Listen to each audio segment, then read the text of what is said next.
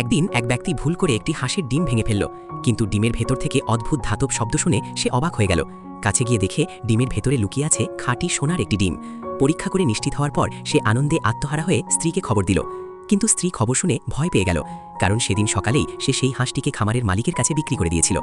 লোকটি আর সময় নষ্ট না করে দ্রুত খামারে ছুটে গেল।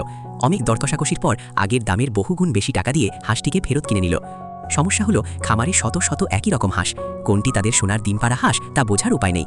তখন লোকটির মনে পড়ল, তাদের হাঁস কুকুরের ডাক শুনলেই ডিম পারে। সবাই মিলে কুকুরের মতো ডাকতে শুরু করলো। দীর্ঘ চেষ্টার পর হঠাৎ একটি হাঁস ডিম পারল।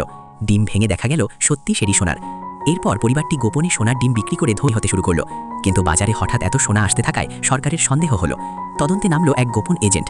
সে কৌশলে হাঁসটির রহস্য জেনে ফেলল এবং বিষয়টি সরকারের কাছে জানালো। শীঘ্রই হাঁসটিকে আদালতে হাজির করা হলো।